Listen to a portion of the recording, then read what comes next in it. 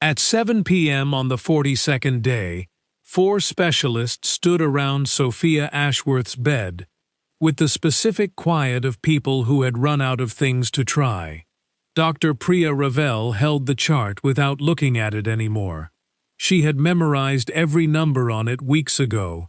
The way you memorize something you are desperate to have say something different than it says.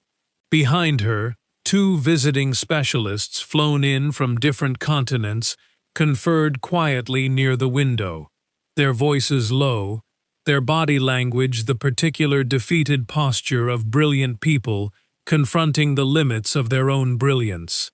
Nathaniel Ashworth stood at the window with his arms crossed and his jaw set, having just been told, again, in slightly different language than the last time, that they did not yet have a definitive diagnosis.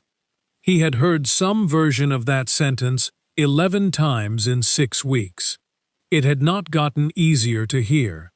Elena sat on the cot beside the bed, holding her daughter's hand, her exhaustion no longer something she tried to hide from anyone in the room. 6 weeks of a cot mattress and 3 rotating outfits, and the specific hypervigilance of a mother who has stopped sleeping properly because sleeping properly feels like betrayal. Sophia was paler than the photograph on her bedside table, the one from 6 weeks ago, before, a girl with color in her cheeks and a gap-toothed grin. But she was awake, heavy-lidded, and she looked at the 4 specialists with the specific dry attention of a 10-year-old who had decided that if nobody else was going to make a joke, she would. "You know," she said, "for what my dad's paying you people, I feel like the Wi-Fi in here should be better." Nobody quite laughed. Dr. Ravel managed something close to a smile, the kind adults give children when the child has said something braver than the adults currently have access to. In the doorway, unremarkable, a mop bucket beside him, James Daleon. He had come in to empty the trash, the way he did every evening around this time, the way he had done nearly every evening for 6 weeks in this specific room. He crossed to the bin near the window, glanced at the monitor above Sophia's bed, the way he glanced at every monitor in every room he entered. The habit worn so deep into him, it no longer registered as a decision. This time, he did not look away. He stood completely still for 4 seconds, the bin half lifted in his hands. Nobody in the room noticed. There was no reason for anyone in that room to notice a janitor pausing near a trash can.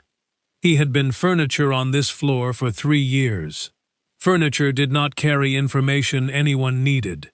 He finished emptying the bin. He left the room.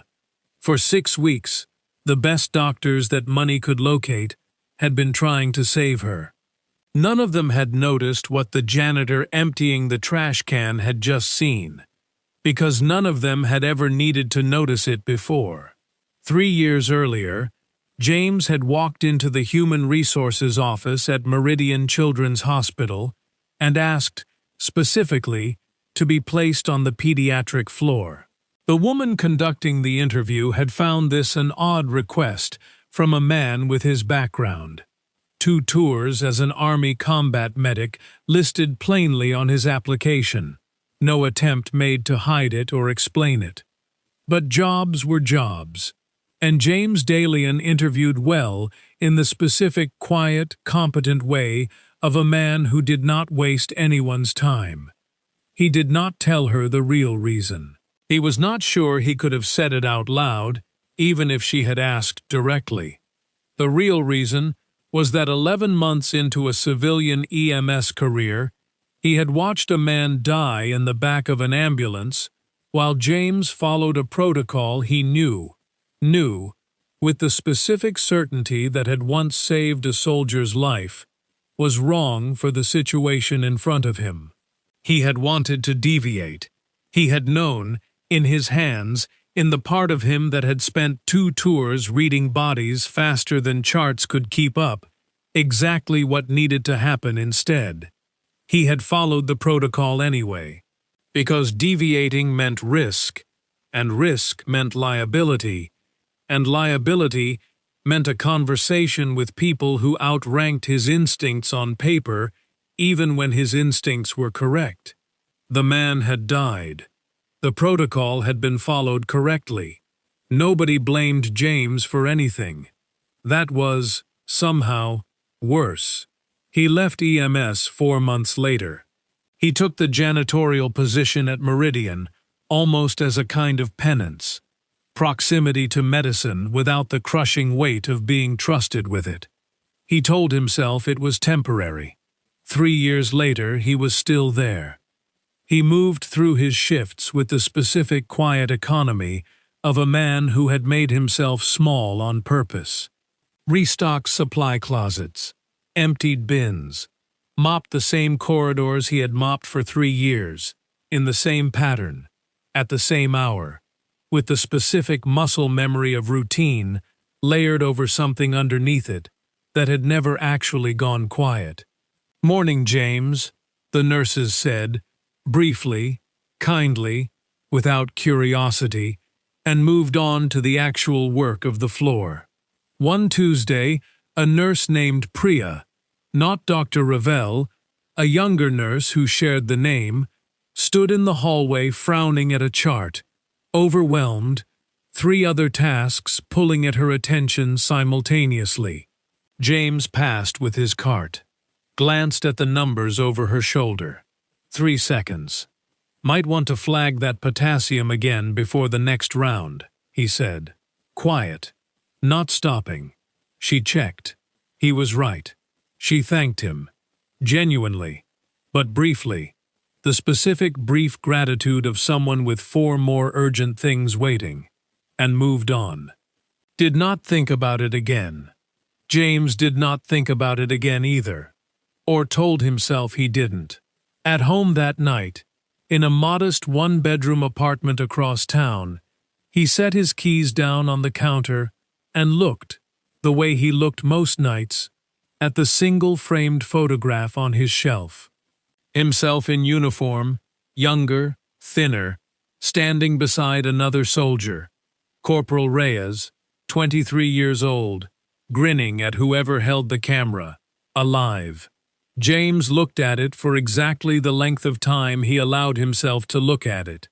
Then he turned it face down, the way he did most nights, and went to bed. The next evening he was back on the pediatric floor, back in Sophia's room, emptying the same bin. She was reading.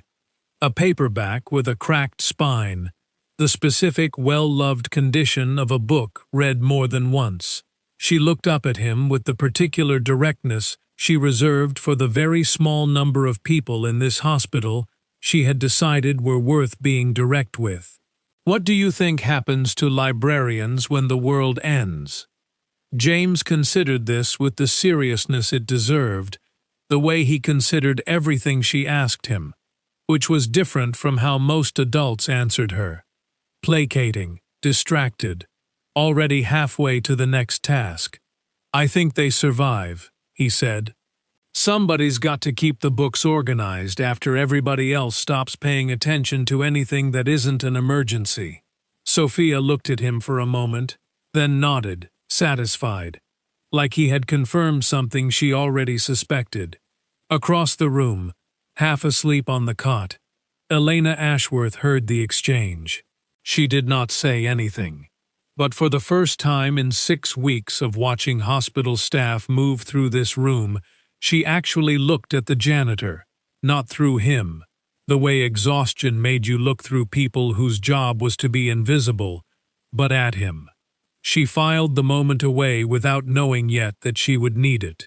If you can already feel what James is carrying, if something in that quiet is sitting with you right now, hit the like button. Subscribe if you haven't already, because we tell stories like this one every single week. Drop your country in the comments and tell us where in the world you're watching from. We read every one. Now, week 6. The complication James has been dreading arrives. They added a second antibiotic dose 2 days into week 6. A standard combination, correctly prescribed, when an infection marker in Sophia's labs ticked upward. Textbook response to a textbook signal. Nobody on the medical team had any reason to think otherwise. James was restocking the supply cart in the corner of Sophia's room, close enough to the bed to see without being asked to leave, far enough to remain furniture, when he noticed 3 things in the specific sequence his training had carved into him years ago and never removed. First, the timing. Sophia's fatigue had a pattern to it now, a rhythm that lined up, almost exactly, with the hours after the second antibiotic dose went in. Second, the stillness, not sleep. He had watched her sleep for 6 weeks and knew what that looked like. This was something else, a specific quality of unresponsiveness he had seen exactly once before, in a field hospital, in a soldier whose body had started shutting down around a pressure nobody could see from the outside. Third, at the IV site on her left forearm, a discoloration so faint it read on any chart as a minor, unremarkable irritation. Nobody had flagged it. There was no reason to flag it. It looked, to anyone without the specific memory James was carrying, like nothing at all. He had seen this combination exactly once. Corporal Reyes, a field hospital 6 years ago.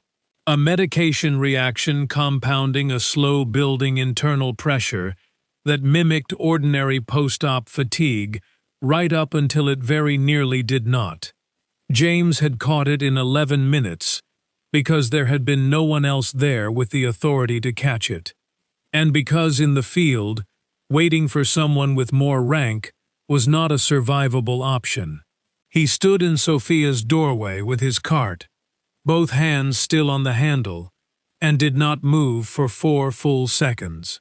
Then he did what he had done for 3 years, the thing that had become as automatic as breathing. He finished emptying the bin. He left the room. In the hallway, 3 doors down, he stopped walking. He had just done the exact thing he had promised himself, 8 years ago, in the back of an ambulance with a dying man, that he would never let himself do again. See something, say nothing, because saying something was not his job. He turned around. Dr. Ravel was at the nurse's station reviewing Sophia's latest labs when James approached, the specific exhausted focus of a physician rereading numbers she had already memorized, hoping, against everything she knew about how numbers worked, that they might say something different this time. Dr. Ravel. She looked up. Mild surprise crossed her face. In 3 years, James had never once approached her directly. "I know this isn't my place," James said, "but I think I've seen this before." The sentence landed the way he had known it would land. Ravel's expression shifted, not unkind, simply the automatic professional recalibration of a specialist being approached by support staff about a diagnosis. "I appreciate that you care about her. We're doing everything we can." "I'm not asking you to trust me," James said. "I'm asking you to look at the IV site on her left arm and cross-reference the timing of her fatigue against when the second antibiotic dose goes in. That's all. Just look." Ravel hesitated. The specific hesitation of a good doctor whose training said no and whose genuine desperation for an answer said maybe. "How would you, Army medic?" James said. "2 tours. I'm not guessing. 3 years." He had never said those words out loud to anyone at Meridian Children's Hospital. Ravel did not immediately act. She told him she would review it. James understood, walking back to his cart, that in a hospital, "I'll review it" often meant nothing happened at all. He had done what he could, within a system that had no place designed for what he was trying to offer it. That night, from the hallway, Elena Ashworth watched part of the exchange without James knowing she had seen it. She cornered Dr. Ravel outside Sophia's room an hour later. "What did the janitor say to you?" Ravel, exhausted, nearly dismissed the question, then stopped. He said something about the IV site and the timing of the second dose. Elena's face changed. "He's been in that room every single day for 6 weeks, she said. "Longer than you have. Right here, before Sophia crashes, before the rapid response team fills that room. Subscribe if you haven't already. Because what James does in the next 10 minutes is the reason we tell stories like this one. Hit the bell. Drop your country in the comments. We're reading every one. Now, overnight, the thing James was afraid of happens. She crashed just after 2 in the morning. Vitals dropping fast enough that the monitor alarm brought 2 nurses running before the rapid response team was even fully paged. Sophia unresponsive to her name, unresponsive to touch, her small body doing exactly what Corporal Reyes's had started to do 6 years ago, before James had 11 minutes to stop it. Nathaniel woke to the sound of his phone and arrived to a room full of controlled chaos. A team of people working with the specific urgent precision of professionals who did not yet fully understand what they were fighting. James stood in the hallway. He had been told, correctly, reasonably, to stay out. This was not his job, this was not his place. And in the middle of an actual medical emergency, there was no time for anyone to reconsider the man holding a mop. He stood against the wall and watched through the glass, his hands empty, his body doing the thing it had learned to do in situations exactly like this, standing outside the moment where his knowledge might matter, kept out by rules that were correct and reasonable, and did not know what he knew. Elena came out of the room, frantic, and saw him. "You said something to Dr. Ravel." "Yes. Tell me. Now. All of it." James looked at a mother, about to lose everything. Asking a janitor a question, doctors would need a chart, and 40 minutes to fully answer. He did not hesitate. "It's not the infection," he said. "It's a reaction to the second antibiotic, compounding something that's been building slowly at the IV site. A kind of internal pressure that mimics fatigue right up until it doesn't. I've seen it exactly once. A soldier. We nearly lost him because nobody could name it fast enough. If I'm right, they need to pull that line and check for compartment pressure in the tissue before they treat this as sepsis. If they treat it as sepsis, the protocol will buy time she doesn't have." Elena did not fully understand the clinical language. She understood the certainty underneath it, the specific certainty of a man who had said something like this before, under worse conditions, and had been right. She turned and went back into the room. She did not ask permission. She interrupted a rapid response team mid-assessment, a mother's authority overriding, for one critical moment, the hierarchy of the room. "There's a janitor outside who was a combat medic," she said, loud enough to cut through the noise. "He said this isn't sepsis. He said to check for compartment pressure at the IV site before you commit to the protocol. I need someone to listen to him, right now."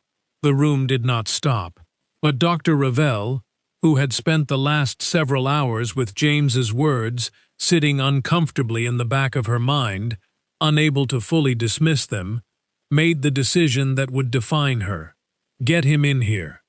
James walked into that room for the first time in 3 years, as something other than a janitor. He did not perform confidence he did not feel. He simply did what 14 years of training had built into him. Assess quickly. Communicate exactly what mattered. Nothing extra. He showed Ravel the discoloration. He described the timing. He described Reyes. 6 sentences, no more, enough for a doctor trained to recognize when someone was speaking from direct clinical memory, rather than a guess. Ravel made the call. She ordered the imaging that would confirm or rule out compartment pressure before continuing down the sepsis path. 14 minutes later, the imaging confirmed it. James was right. The correction began immediately. A targeted intervention to relieve the pressure, an entirely different path from the one the room had been on 20 minutes earlier. It was not instant. It was not a miracle in the dramatic sense the word usually carries. It was a team of genuinely skilled doctors doing exactly the right thing at exactly the right time, made possible by 14 minutes that would not have existed without a man who had spent 3 years telling everyone, including himself, that he was only a janitor. Nathaniel stood outside during the intervention. Dr. Ravel found him there afterward and told him plainly, professionally, without embellishment, that the hospital's janitor had identified the correct condition and that his identification had very likely prevented a catastrophic and possibly fatal delay. Nathaniel said nothing for a long moment. Then, "Where is he?" He found James in the hallway, still in his work uniform, still holding the specific quiet stillness he had held for 3 years. Nathaniel Ashworth, a man who had spent 20 years building a career on identifying talent, regardless of where he found it, and whose first instinct 3 days ago had been doubt, because the man in front of him was holding a mop, looked at James now with the particular humility of someone confronting his own blind spot in real time. "You've been in this hospital for 3 years." "Yes, sir." "As a janitor." "Yes, sir." Nathaniel was quiet for a moment. "Why?" James considered the honest answer, gave it. "Because it was the only way I could stay close to this without anyone trusting me to be responsible for it," he said. "That was easier than it sounds." Nathaniel absorbed this fully before he spoke again. "It's not easier than it sounds," he said. "It's harder than anything I've done in my life, and I built a company from a garage." Sophia stabilized over the following days. Not instantly, but visibly. The specific incremental relief of a family watching a child return to herself, one small piece at a time. Color came back first, then the dry humor, which Elena decided, privately, was somehow the most reassuring sign of all. Proof that whatever the doctors had fixed, they had not fixed away the parts of her daughter that made her Sophia. James visited on his own time, days later, not as a janitor emptying a bin, but as himself, at Sophia's specific request. She asked him the Wi-Fi joke again, delivered better this time, more strength behind it. He told her the librarians survived the end of the world. They always did. She believed him, the way she had believed him from the beginning, before anyone else in that hospital had a reason to. Nathaniel offered James something formal: funding to complete civilian medical certification, a position on staff, whatever path back into medicine James wanted, fully paid, fully supported. James did not accept immediately.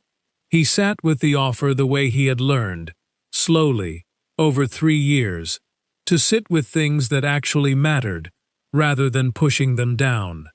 Weeks later, in a community college classroom 2 nights a week, James sat with a notebook open in front of him. Paramedic recertification, the specific unglamorous first step of a man returning to something he had never actually left, only stopped being permitted to practice. He still worked some shifts at Meridian.